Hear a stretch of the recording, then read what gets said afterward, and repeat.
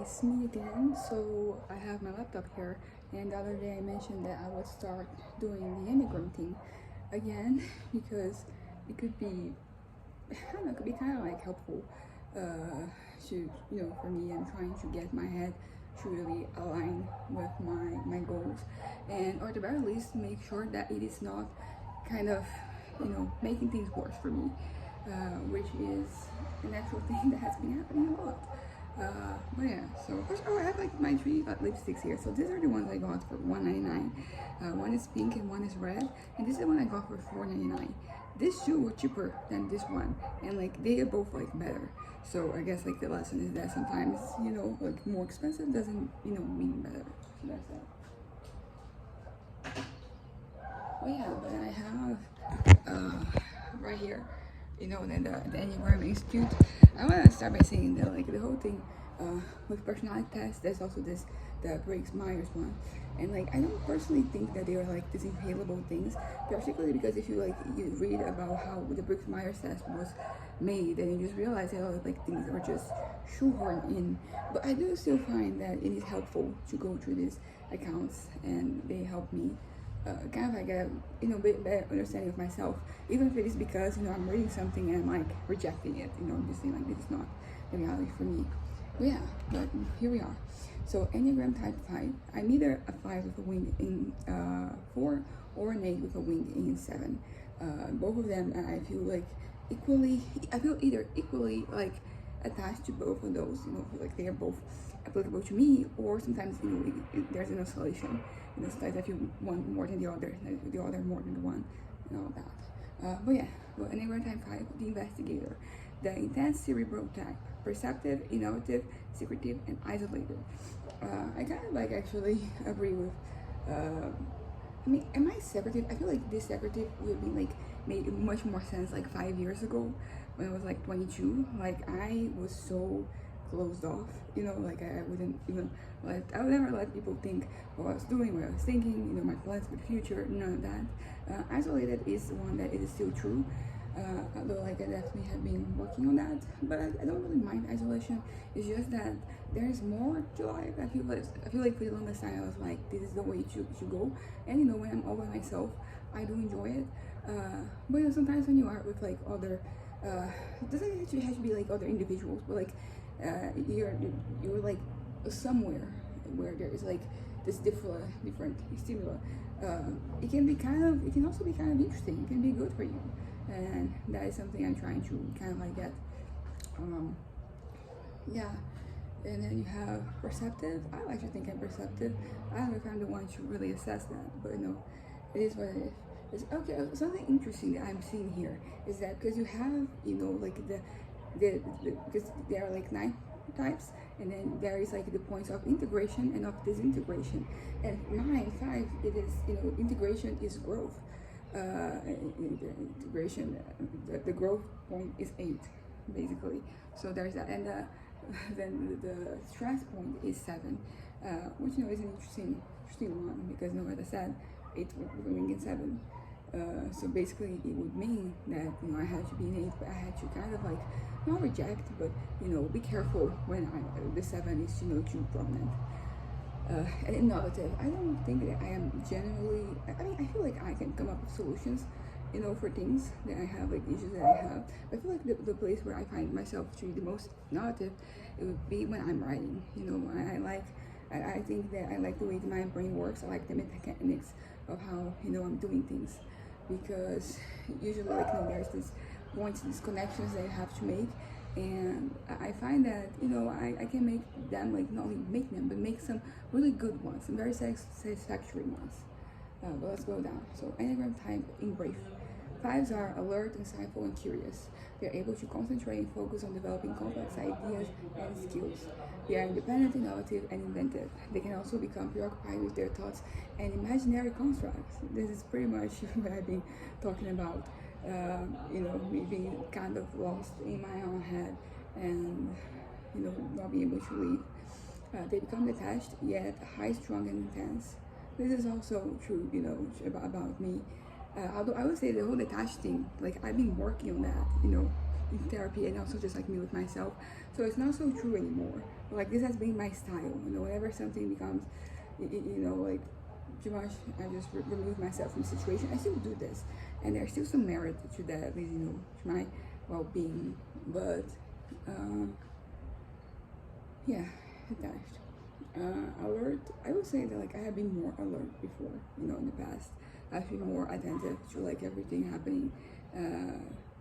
Okay, they are able to concentrate and focus. They are able. This is a kind of like an interesting one for me because like I have ADHD, but there is hyperfocus. So I do have moments where I can kind of like really pour myself entirely into something, and I guess this is that. I mean, if you think about complex ideas, like I guess like my writings, the worlds I create when I'm writing, like they are kind of complex. There's that. Independent, yes. Innovative, once again, maybe. Inventive, yeah, I think inventive is a better word. That is, when I describe it, I can come up with like solutions for things. Inventive, innovative, I'm not sure about that. They typically have problems with eccentricity, yes, nihilism, and isolation. That all three of these are true. I'm a rather eccentric. I've always been. It's kind of an interesting thing because also like there are different ways for you to refer to this, right? And I remember that like when I was young, I was just weird. People just thought I was a weirdo, and like I get where that was coming from because generally like the way I behaved was very, it's kind of like that. It was also like aloof. Nihilism, yeah, all the time. I think I used to be more of a nihilist when I was younger. Like older, they're still there. Like that is the thing I deal with like every other day sometimes. It's just me kind of like yeah, was at the point there's no point, so I no longer want to continue. And isolation, once again, you should be bigger and be a bigger issue for me, and I used to be more, I should be way more intent on like actually isolating myself. Right now, something that happens, but I also am open to other things. So there's that. Oh, that's not my water.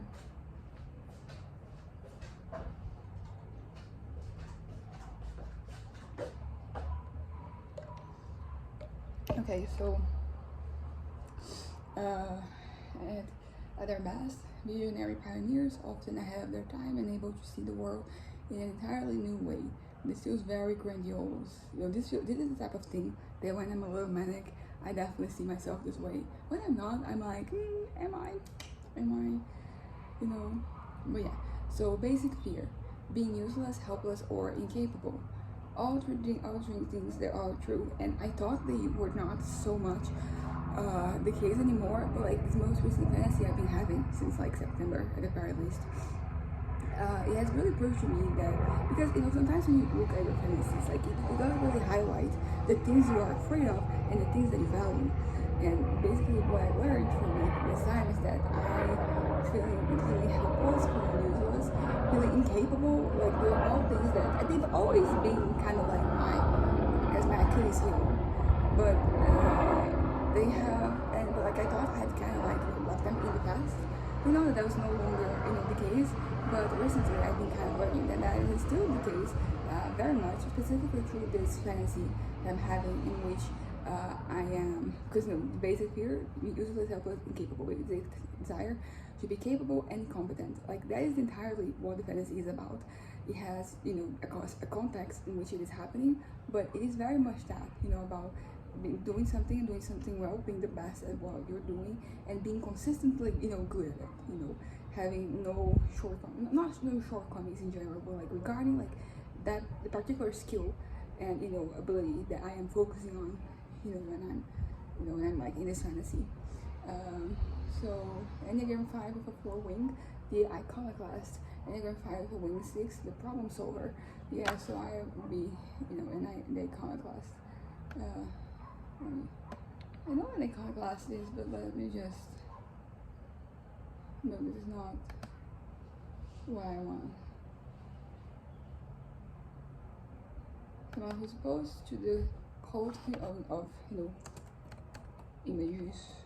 A person who attacks cherished beliefs or institutions. Oh my god.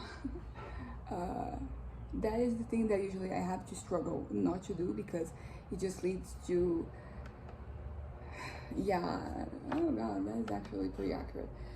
because you know it's just a lot of times like it leads to nothing. You know, like you will point it out, you know, like how something is wrong and all the mistakes, and people are still going to find a way to justify it, you know, believing in that. So I've kind of like given up. But when I was younger, I used to be very vocal about like basically anything, any type of tradition that existed. I was very much kind of like not against it, but you know, I was criticizing it, you know. And I was also kind of like, you know, the devil's advocate too. So if there were some things that were frowned upon, I would actually find a way to defend them one way or another. Not defend them necessarily isn't like something I would do, but like point out that inconsistency, you know, and how sometimes, like for example, in religion, there are a lot of things that you do that you accept because you have like that belief. But if you remove the belief, then that is kind of like crazy. And there are other situations in which the same thing happens, but because it doesn't have the elements of like your religion, those are, you know, looked down upon. Okay, so key motivations. Once you possess knowledge, to understand the environment, to have everything figured out as a way of defending yourself from threats from the environment. This is very much like me at 18 or in 19, 21, 22, 23. I think 23, you know, is when things started to change a little bit for me because I ended up acknowledging a very big trauma that I had and that was completely unaddressed before. And that was basically causing a lot of friction with me versus the world because, you know, I had all that baggage that needed to be addressed. But yeah, so, but it's part of like have everything figured out as a way of defending yourself from threats from the environment. That is basically me as a teenager and a young adult, and to some extent, like that is still me, you know, like it is happening a little differently. I think that because now that, you know, I'm an adult and I've been an adult for a little while, you know, I feel like the things that, the threats that I perceive are kind of different because when you are like a teenager, you're not thinking too much about like your finances, right? I mean, you are. I was thinking of, you know, my parents' finances at the time, but it still is not like your responsibility to deal with that. So you kind of, you know, you're focusing on other threats, but you know, like now that I'm an adult, then that is kind of like just being able to, you know, support myself. That is, you know, like one of the bigger ones, and that is figuring out how to support yourself. That is the way for you to protect yourself from other threats. There are other threats to be addressed, you know, on the long run, even like on the short run too. But you know, first you have to be kind of, you know, like in a comfortable situation, you know. And if you're not, that is the thing that you will be focusing on. But yeah, but to understand the environment is also something that I kind of, you know, it was true. I feel like much more like in the past. Like I still want to understand my environment, but I've kind of like accepted my own limitations. And the fact that I don't really understand everything. So not in like in a analytic way, so as in kind of like right, not even trying. Like no, I'm still trying, but you know, you have different priorities. Yeah, as an adult. But anyways, but yeah, but that's knowledge. That used to be kind of, you know, something that was way more relevant to me. You know, when I was a teenager, it was very important for me to just learn everything that was given to me. As a young adult too, you know, like all the information I wanted to absorb it, and it used to be easier because, you know, like you grow older, the information that is now given to you is a little bit more complicated, like a little more complex. But you know, still, I want to choose the thoughts. Although, like I feel like this is more specific now. That's the difference. Because when I was younger, I just wanted to know everything, and like right now, I'm more like I want to know. I don't know many things, but you know, there are specific applications basically. But yeah.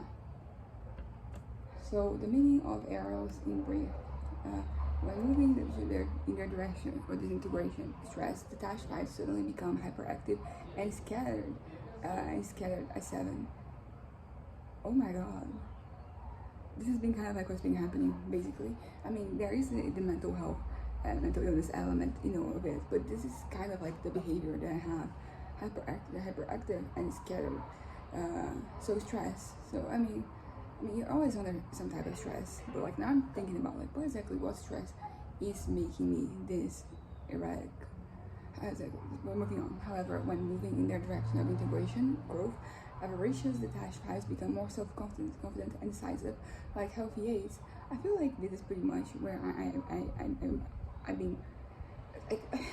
Like, my mind goes there's like back and forth, right? But I do feel like I have been, you know, lately, as of the past couple of years, being more, you know, closer to like the 8 here.